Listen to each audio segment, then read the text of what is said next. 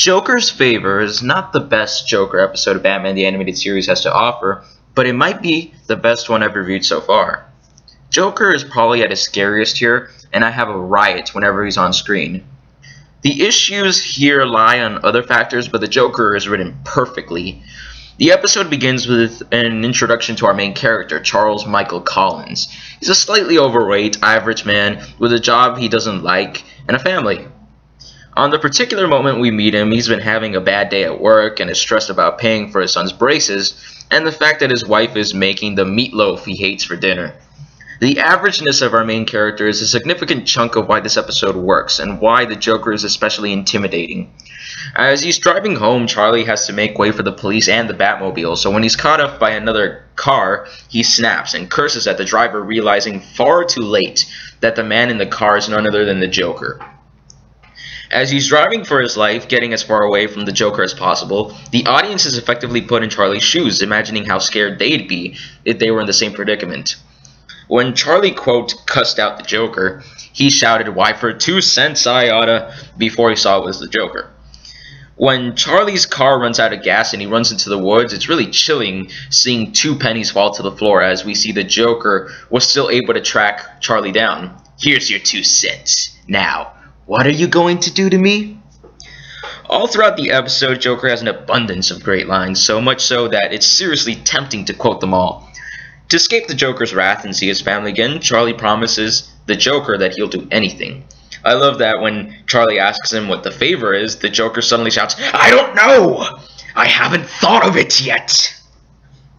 The Joker takes Charlie's driver's license and doesn't do anything for an entire 2 years. Now Charlie has moved his family out of Gotham and changed his name, but just like before, Joker is still able to find him effortlessly. It's especially unnerving when Joker adds that he's been keeping tabs on Charlie these 2 years, watching him and his family. Part of what's really scary about the Joker in this episode is that he does many terrible things, but is always bright and gleeful, even when threatening a family. For example, when Charlie is taken to Joker's hideout after coming back to Gotham, the Joker unpredictably greets Charlie like they're the best of friends before telling him about the favor. Paul Dini wrote this episode, and I've mentioned before that the way he writes the Joker is my favorite, always bringing the humor and viciousness that makes the character unpredictable without skimping out on one or the other. The random unpredictability is terrifying and perfect when following an average character being thrust into the Joker's lunacy. This is why Batman himself does not appear much, which is absolutely the direction the episode needed to go. Unfortunately, when Batman does show up is when the problems start popping up, but more on that later. The inspiration for the Joker's caper and involving Charlie is the fact that Commissioner Gordon is receiving a testimonial for his good work in Gotham. Gordon doesn't do much in this story, but I do like how uncomfortable he feels receiving this reward because he genuinely feels he's not exactly worthy of the pedestal the city is putting him on. Batman tells him that he's done more for the city than he gives himself credit for, since he deals with the criminals of Gotham all day, every day. For this reason, I kind of wish Gordon had a hand in apprehending the Joker, but as it stands, his testimonial is really only here to get the actual plot started.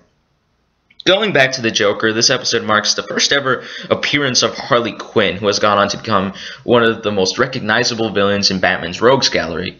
In recent years, her outfit has changed, but Batman the Animated Series laid the groundwork for the character, and the idea that only someone as crazy or crazier than the Joker would choose to follow him as loyally as Harley does. That being said, in this specific episode, she has not yet been fully fleshed out, and only being a hench girl with a cool name, costume, and some funny lines and moments. Joker's plan to crash Gordon's testimonial involves Harley rolling a giant cake with him inside. Charlie's part of the caper is oddly minor for having been dragged all the way to Gotham, only opening the door when Harley knocks 3 times. I love the Joker's response to this. "Well, look at the size of that cake, man! She can't open the door and push it in all at once! Think!" As Charlie is becoming more unnerved by how chaotic the Joker is, he decides to find a way to call Batman. I don't know why there's a hall of inventions in the building the testimonial is being held, but Charlie rigs a model of a bat that he finds there to the window, which Bruce Wayne all too conveniently sees because he was leaving the testimonial. What's even more convenient and problematic is that the building also has a replica temple with real death traps, so there can be some action at the end. Why would the city have that built?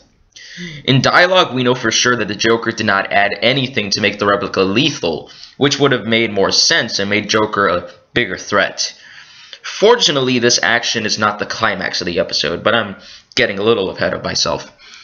When Joker executes his plan, he paralyzes all the cops and leaves them with a bomb, also leaving Charlie glued to the door he opened for Harley. Joker tells him that despite promising to send Charlie back to his family, he did not mean alive. At this point, Charlie grows more of a spine, which leads to the conclusion, and it was the perfect end to the episode. Charlie catches up to the Joker, who had eluded Batman, and the Joker simply brushes him off. Not many of the average people would have the guts to punch Joker in, well, the gut, but by God, that's exactly what Charlie does. That's not even the end of it, when Charlie pulls out a bomb that he got from Joker's van and threatens to end Joker's dreams by letting them both die in the explosion. In a weird way, Charlie has gained an understanding of the Joker that few people know.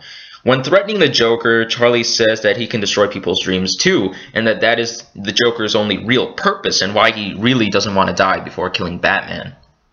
At the same time, Paul Dini demonstrates how much he gets the Joker by making his motivation an integral part of the character.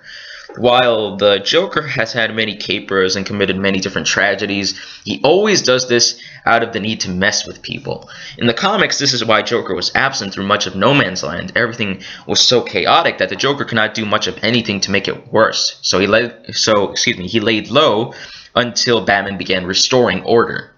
This character trait is very prominent in The Dark Knight, being a self-appointed agent of chaos, and in the Arkham games, where Joker sets many seemingly lethal death traps, just to make the hostages and Batman squirm. It's a very satisfying ending to see the Joker receive a dose of his own medicine, and even more interesting that it's a nobody. Terrified, the Joker goes as far as to yell for Batman to save him, and gives up all the information on both Charlie and his family. Something that would be unusual for any other Batman villain to do is a big part of why audiences always look forward to seeing the Joker, and I couldn't help but laugh out loud at the big grin on Joker's face when he realizes that Batman has been standing there all along. And so Charlie throws a bomb at the Joker, and it's a fake, so the Joker gets his comeuppance there. After having put this crazy ordeal behind him, Charlie has a very fitting final line of dialogue about going home to his wife's dinner. Right now, anything would taste great, even meatloaf. That line effectively wraps up Charlie's character arc, no longer feeling like he's life's punching bag. Probably the oddest thing about this story is that by the end, you could almost say this was a positive experience. Charlie is voiced by Ed Begley Jr., who voiced another character just last episode, Roland Daggett's henchman Germs. It's really impressive that the two characters sound nothing alike. Ed Begley Jr. did a great job with Charlie, bringing all the meekness and range required for the role. Fun fact, he also played the Riddler's boss in Batman Forever. Arlene Sorkin's voice played a significant role in shaping Harley Quinn and her dialogue. Of all of Batman's villains, Harley has one of the most distinct ways of talking, which Paul Dini has said in interviews was inspired by Sorkin herself. I'm not saying this just because she was the original voice, but Arlene Sorkin is the perfect voice for the character, and I hope she returns to the role someday. More recently, the extremely talented Tara Strong has been voicing Harley, but in my mind, the role will always belong to Sorkin.